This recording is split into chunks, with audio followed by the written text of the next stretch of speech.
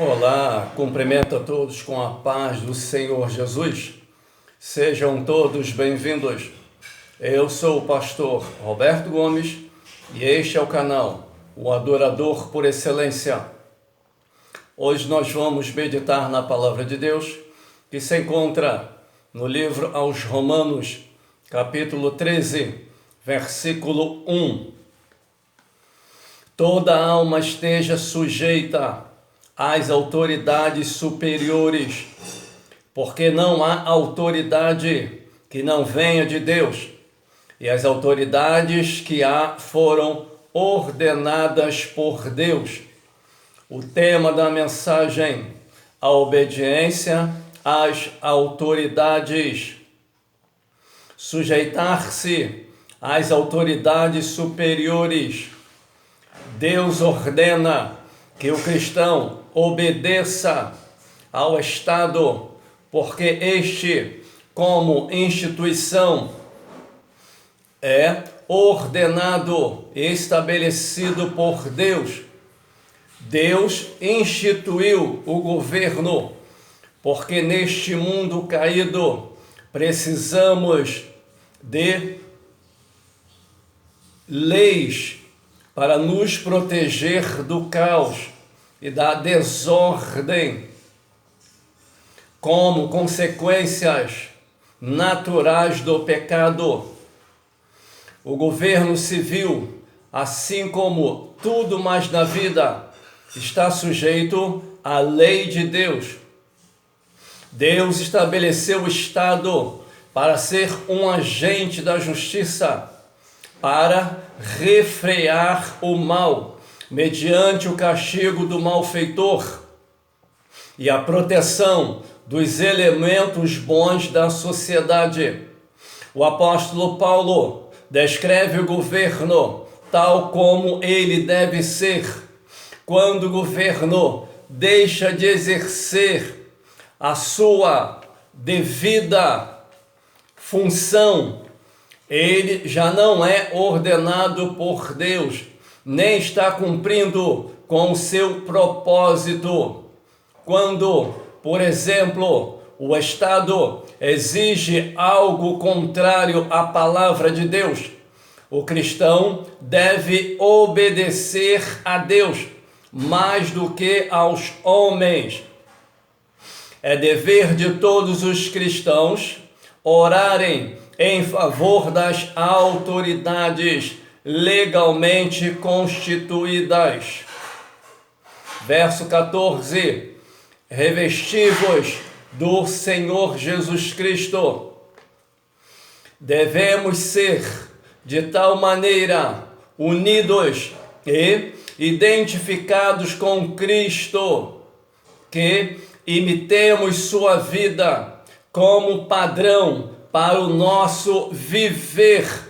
Adotemos seus princípios, obedeçamos a seus preceitos e nos tornemos semelhante a Ele. Isso demanda uma rejeição total das concupiscências da carne e a imoralidade. Ainda no verso 12, a noite é passada. O apóstolo Paulo cria na volta eminente do Senhor para levar para o céu os filhos das suas igrejas locais aqui na terra. Evento que, segundo ele cria, poderia acontecer no decorrer daquela mesma geração. Cristo advertiu que ele voltaria numa ocasião em que os fiéis estariam certos de que ele não viria. Por essa razão, os filhos de Deus devem sempre estar espiritualmente prontos e rejeitarem as obras das trevas. Verso 13. Não nos julguemos mais uns aos outros, Embora devemos abster-se de julgar aos outros em questões triviais, os cristãos devem encorajar uns aos outros, tendo em vista a semelhança a Cristo e a santidade quanto à fé, a doutrina e a moral. Trata-se de, com toda a sinceridade, avaliar, corrigir e repreender uns aos outros em amor e humildade, e quando necessário for, exercer disciplina eclesiástica.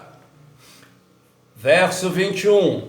Bom é não beber vinho, nem comer carne, nem fazer outras coisas em que teu irmão tropece, ou se escandalize, ou se enfraqueça.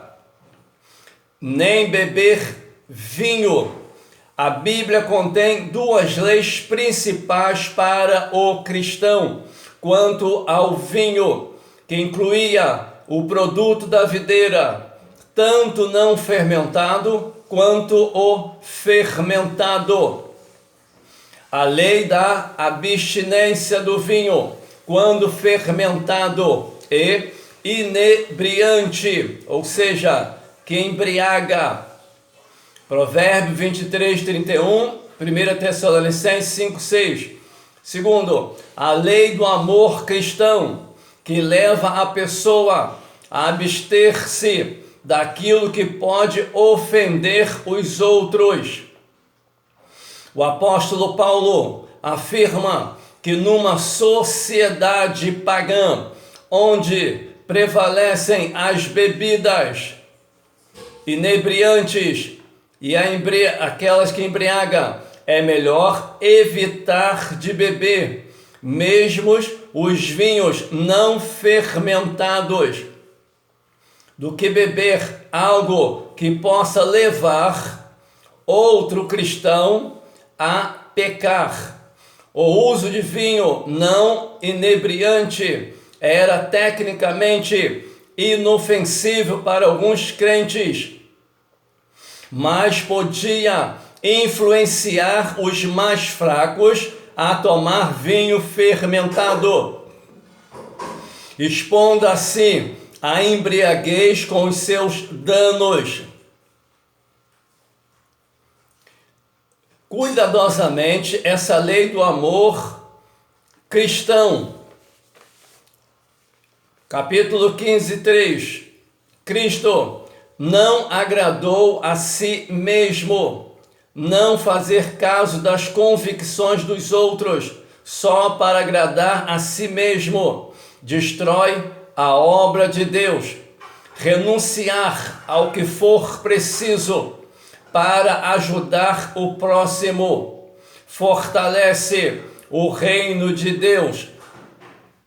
O apóstolo Paulo mostra o exemplo de Cristo, que não vivia para agradar a si mesmo, mas para agradar o próximo, ou o bem do próximo.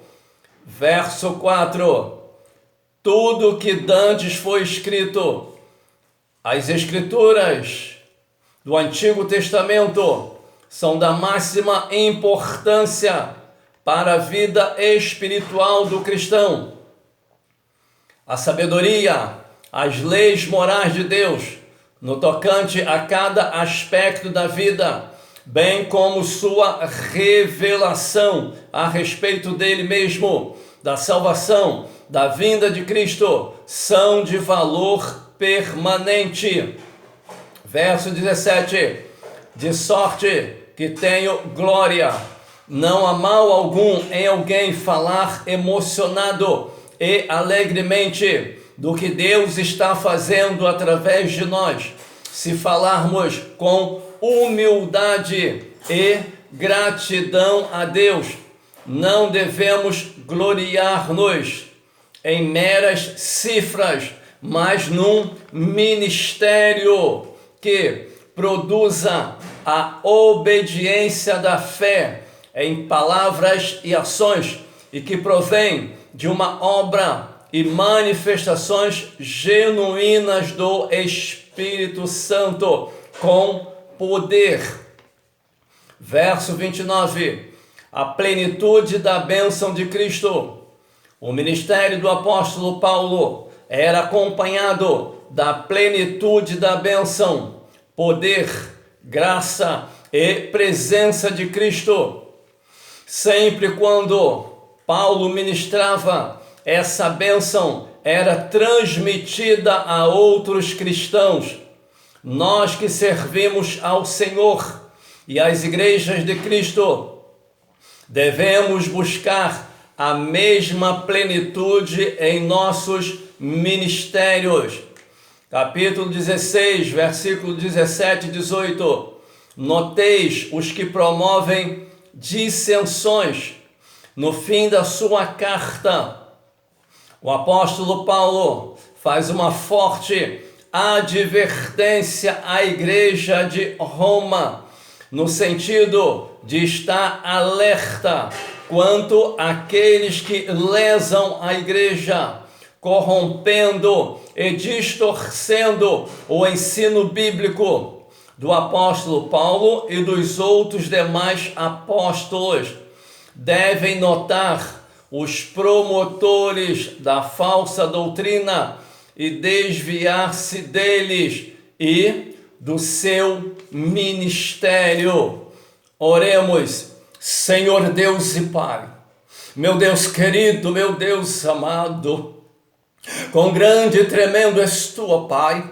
Tu és o Deus, Criador dos céus, da terra, do mar e tudo que nela há. Deus grande, arquiteto, Criador de todo este grande universo.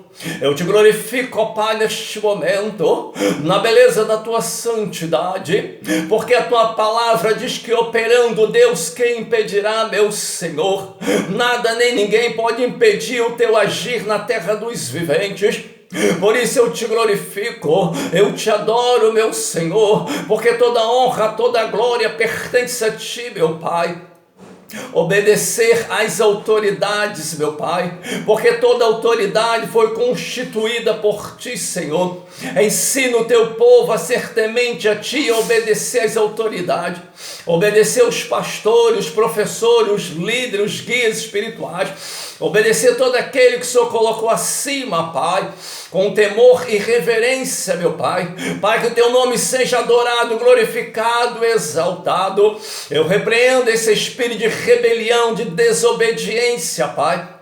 Esse espírito, meu Pai, que não se submete às autoridades superiores, que ele seja repreendido, meu Pai, e a tua igreja venha ser abençoada, que a tua graça, o teu amor, o teu favor possa estar sobre a tua igreja, e que o Senhor possa continuar fazendo uma obra gloriosa na vida do teu povo. Eu entrego esta nação, meu Pai, amanhã dia 7, Pai, entra com o teu agir, meu Senhor, nos estados, nas capitais, e todo espírito de bagunça, de briga, de confusão, ele seja repreendido, ó Pai, e haja paz nas movimentações, ó Pai, que tu entra com o teu agir, e tu venha despertar a tua igreja, e avivar a tua obra, em o nome de Jesus, amém. Eu peço a todos que não fizeram a sua inscrição, faça a sua inscrição, e compartilhe com outras pessoas, para que possam também ser abençoados. Não esqueça de fazer a sua inscrição. Que Deus abençoe a tua vida, que Deus abençoe a tua casa, que Deus abençoe a tua família, que Deus abençoe esta nação e que abençoe todos os seus governantes, em o nome de Jesus, amém.